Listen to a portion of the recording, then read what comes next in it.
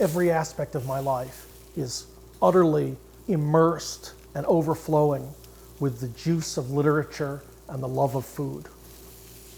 The guy in Eastern Promises, the gangster in Eastern Promises, like when they induct him into the Russian mafia, he says, "I live in the zone." Like, that's me, you know what I mean? I live in the zone.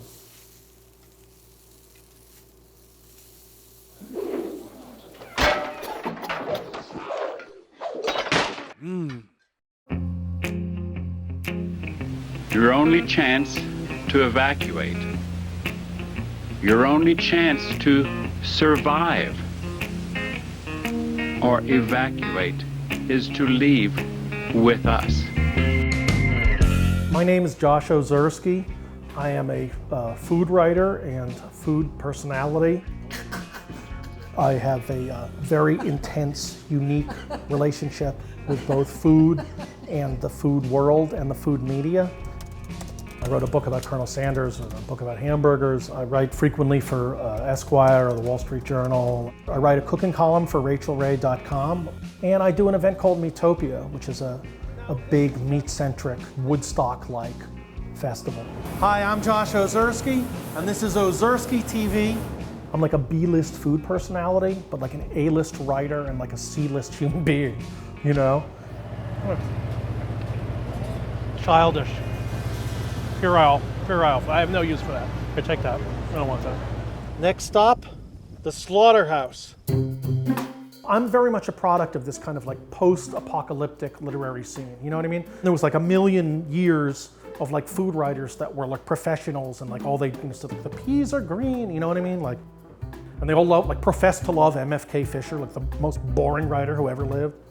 And I came out of the blogging world. I was writing all these crazy essays, and like I had a very, very intense, specific, personal sort of a feeling about food that I was able to express in a very singular and characteristic way at a time when that particular commodity was highly valued. And this kind of broken down fragmentation of the media has allowed me to flourish, in spite of all my, vices and shortcomings. Actually have like fat on your coat, like you did a day's work today. It'll be the first time ever, maybe.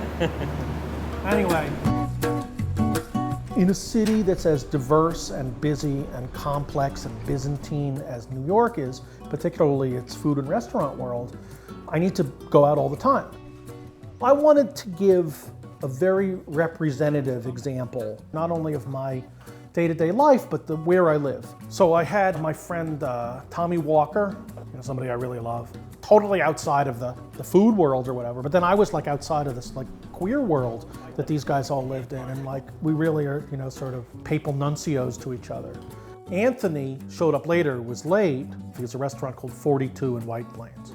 But he's like too good for White Plains, I believe, And then Mr. Recipe come by, and listen, I mean, I don't know, what can you say, He goes beyond eccentricity to flirt with a kind of Pennywise terror. Have you ever tied a woman to the tracks? I did. When I played Snidely Whiplash back in high school. I did. Here's my thing about New York, all right? The thing you really judge a restaurant city by is not the temples of gastronomy, the special occasion restaurants. It's like the neighborhood restaurants, the Hearth, the Commerce, the Barbone. I'm driven largely by personal relationships. Like I like to walk around and say hello to people, So the first restaurant that we went to was Hearth. Hearth is a very fine American seasonal restaurant with a kind of an Italianate spirit. The chef is a man named Marco CANORA. He's one of my best friends in the chef business. Hey, buddy. He's a real chef's chef, you know what I mean? He's the kind of guy that is universally respected within the chef community. It's ready. All right, so let's take the brick off. He kind of almost feels a little too comfortable here, where he walked back the other day in the middle of service, just, what's going on? It's like, no, Josh, not now. Marco has a new chicken that he wanted me to try. It was like a peppery chicken, like a spatchcock chicken. He presses it real flat, like the brick chicken, but not without a brick. The thing is, like when they push the chicken down like that, it compresses the meat over time, so it becomes almost more steak-like, you know, and it has a kind of like a density to it. Like Marco is a chef that has sky-high technical skills and everything, but he makes food that seems to pre-exist in the universe. So now it's all the pan drippings, rosemary and Calabrian chilies, and all that fat is going to emulsify into this sauce. I'm going to bring this over here. Oh my God. Look at this is the chicken. Oh, hold on, I want to put the microphone. Oh, listen to that. You hear that? Look, there's a piece of skin left for I me. mean, I think it's all about the crispy skin. Oh my God. This is the pan sauce. You want to try it? Yeah. Oh my God, delicious. Delicious, I could just eat that, you know. There's a vegetable on the You guys- bottom. It's a spigarello, broccoli greens. Fucking great. Even the white meat, even the denuded, skinless white meat Yeah, still not bad, is right? better than someone else's chicken with skin. Is there a piece of bread or something? I want to like scarpetta up this. I got a bread over here. Look at this recipe. I'm gonna smear it for you here. It's this good now. Imagine how good this would be like 20 minutes from now, 15 minutes from now. You know what I mean? I could go the rest of my life and not eat hot food again. This is a wonderful dish. Thanks, dude. I love it too. I'm glad you like it. Absolutely of the first rank of chickens. I could eat like another one now, you know. I'm sure you could, Josh. You want to get pizza? Was it me? Oh. Thanks, dude. All right, Marco Bear. Awesome. This is yours? All right. So we finished with Marco. Like Marco's like, okay, leave now, you know. And so then I said, well, okay, I wanted to go down and see Vinny. Vinny has a restaurant up on the corner. It's called 11B. Vinny is like your real old school, like Italian New York guy. Very happy for All you. right, listen. I want to introduce you to my friend Vinny. Vinny is, in my opinion, the consummate New York pizza man. There you go. And also There you has go. an encyclopedic knowledge of mid-century show business Sinatra, to yeah, Sinatra, yeah, true yeah, Sinatra yeah. fire. All right, that's the way. That's what it's going to be today. Because then No. we don't have to do any food. Let's just talk Sinatra. And, I mean, I could do that. and we could do. You're the one that you said you want me to eat the eggs.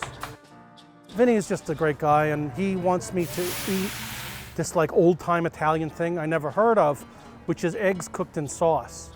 And I was like, what the fuck do I want with that? You know, I would rather just eat spaghetti or something, but he says it's good, and I respect Vinny, so. You know. We used to come home from school on Monday, especially Monday, because Sunday was the sauce day. Yeah. We tired eating meatballs on Monday, tired eating leftover pasta on Monday. My mother would do this. Italians are big on leftovers. We got leftover macaroni, we make macaroni pie. We got tomatoes that we didn't finish from the Sunday dinner, we make tomatoes and eggs. I was a cultural historian, you know what I mean? Like, that's where I'm coming from. So the story, the characters is what turned me on far more than the eggs. See, it's starting to come together. Say it, say it, say it.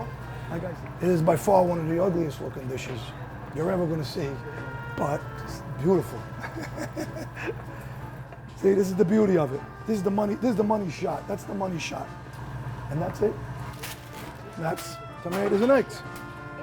Get that crap out of the way. Get that stuff out. Don't touch nothing. Touch nothing. Table is wood. It's totally not what I expected it to taste like. What do you expect it to taste? Now it's not dominated by sauce. You must remember That's that. what I thought it was going to be sausage. But it's not. My father stressed to me 5 times tonight, you don't dominate it with sauce. I mean, it was pretty much what it sounds like, you know, but his pizza is awesome. Like, it's the pizza, like if Gene Hackman would eat a pizza like in the French Connection or something, it would be this pizza, you know. And then, you know, he started sort of like this disquisition on pizza, like this, like, I mean, it was this soliloquy. As an American pizza maker, I always feel the Americans make pizza better than the Italians.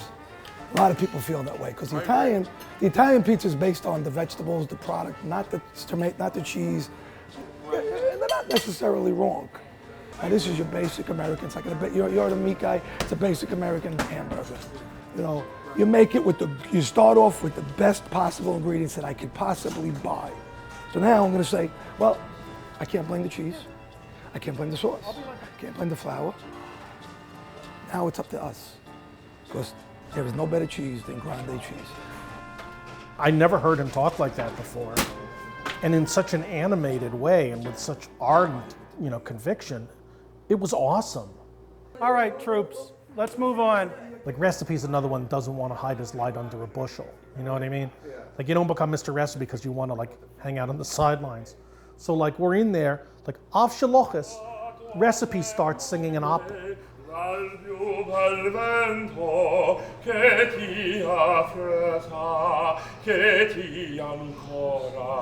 mean, I've known Recipe for a long time. I wrote a whole profile of Mr. Recipe for The Observer. I didn't even know he could sing.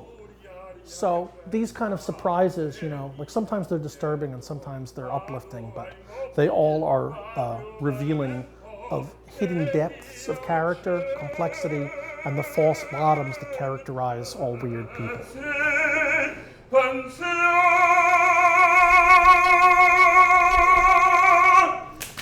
Holy shit!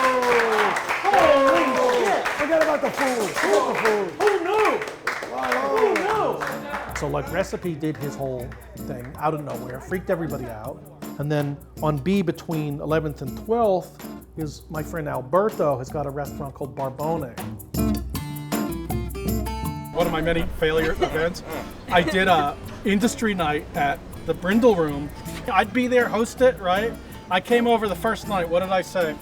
Nobody came.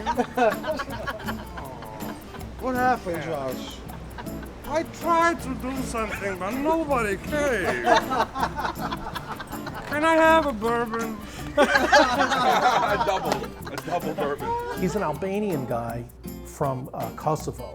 And like one of the things that people don't really know in New York is that like half of the Italian restaurants are run by Albanians, Okay, so vamos a preparar un watermelon salad, un eggplant parmigiana, los dos gnocchis e conejo. If that's what you want me to eat, my policy I with don't want you to eat anything because you're fat already, but Oh, look at who's talking about the pot and the kettle. I'm elegantly stuffed. It's a big difference. I can see your navel is poking through your shirt. That's how bloated you've become. Shut up. Behave. Like Alberto's never gonna be like one of the best new chefs or the best old chefs. Like he's never gonna get a James Beard Award. He just is like some guy who's like spent his whole life in restaurants, like knows everything about like food and Italian, like wine, weird varietals or whatever. And like he's got this little restaurant and he makes like delicious food, You know why I love eggplant? Like it's like the meatiest, it's like veal that grows on trees. Look at this, look at that. I feel like when I'm around Alberto or someone like Alberto, I feel like that I'm in contact with the direct, undiluted stream of human history and the freakish passion of our foodways, our shared foodways, Like there's no CVAP, there's no sous vide, there's none of the like kind of like sort of like digital food culture. Like Alberto's old school, his analog food culture. Everything's like physical, everything's intuitive. Okay, so this is the back leg and the loin of a fresh young rabbit. I never had a good rabbit. The rabbit always sucks, it's always dry. It's always kind of tasteless, like bad chicken or something. Alberto, I want you to pretend that you care whether I like this or not, or that you're interested in my opinion of it. Let's do it. He's been around enough, like not to give a shit that like I'm like wrote a blog or some shit like that, And I'll just like give him my like unsolicited opinion, and he'll like make fun of me for it, like far from like registering it as like this, James Beard Award, like sanctified thing. Oh my I've had a God, lot of bad ones. Huh? What do you think? fucking great. It tastes like home cooking. I had somebody here. Do you have like vegan? I mean, we can do it. I said, I can grill some vegetables for you. And she goes, the vegan person, that's boring. She said, but that's boring? Yeah. What the fuck she want? I mean, you should know better. I said, you vegan, so you know what you eat. They shouldn't go into a restaurant at all. Let them go on an IV or something. I'm gonna try a carrot. What do you think of that? I don't believe that. That's a vegetable, Josh. It's like on a wood, but then They're not. Vegetables are not on your hit parade. I only eat things with parents. The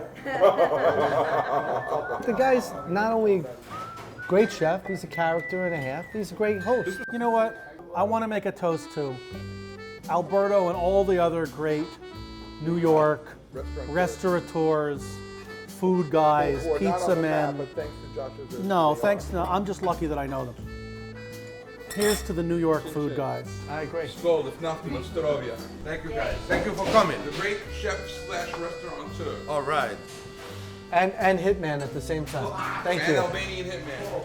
Obrigado. It was my pleasure. Pleasure is mine. Super, super, super delicious. After Barbone, I said, you know what, let's all go back to the roof. I'll make something, we'll drink, we'll hang out, you know. The original thing was, like, I wanted to make something really special, you know what I mean? Like, I wanted to get like a big, like a beautiful, like they call the La Frida Reserve. It's like these like creekstone steaks that like Pat puts aside that are like this like uncanny marbling, you know. Anyway, you know, it's like a typical thing. Like I got caught up, I was like, you know, playing video games or watching like Columbo or some shit. So I didn't get around to doing it. So like I was like, okay, let's go in the other direction. So like I went to see to the ghetto supermarket across the street. It's like basically a giant bodega, you know.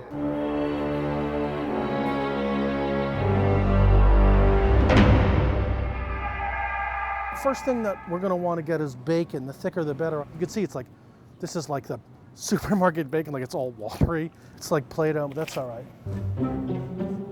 This is good. The Crassdale Koto salami. Literally the worst thing you can eat. All right. Boy, this is gnarly. That beef is so freaking gnarly. Look at this. What supermarket would you ever see this in, you know? Got it, get this for sure. You know what? I think we need some breakfast sausage too. All right, let's just get some Spam. And have you had the bacon flavored Spam? It's every bit as delicious as it sounds. Wait, here's Spam with cheese. Here we go. And they say this isn't a great country. What am I forgetting? I know there's something good that we could be getting. No, hold on. There's one thing missing. Here, there's one thing missing from this. To think that I almost forgot it. Crassdale Rainbow Sherbet with extra guar gum. This, the perfect finish, you know, palate cleanser.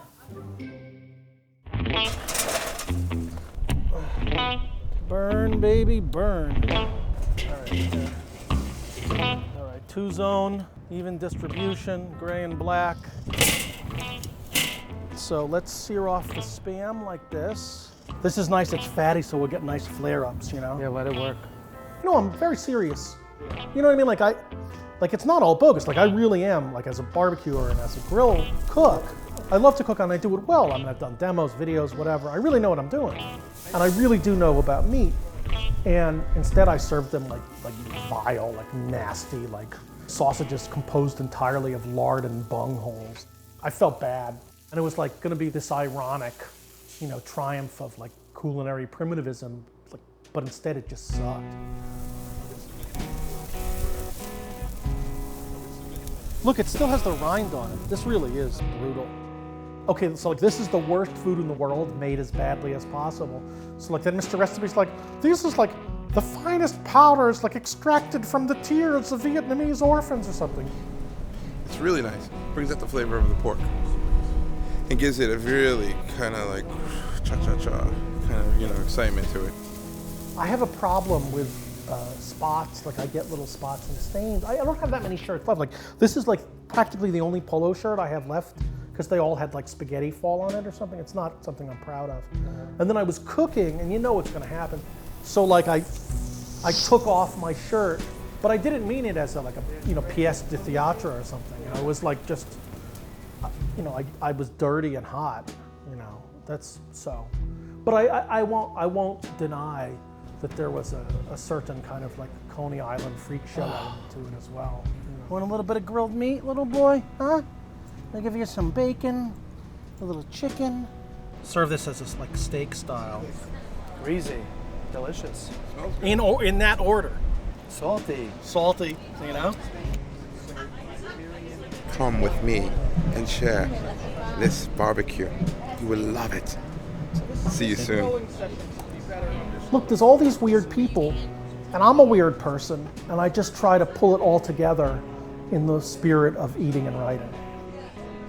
Maybe I'm not like, you know, the best person, like in every way, but I definitely keep it real where it counts. You know what I mean?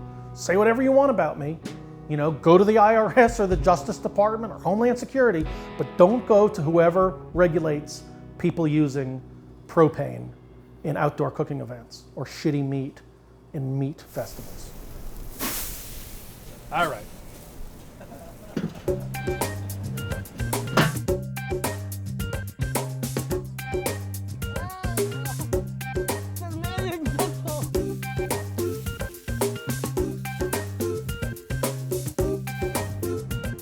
Not to interrupt the beautiful, I don't want to photobomb the skyline, but I just wanted to show you how disgusting this is.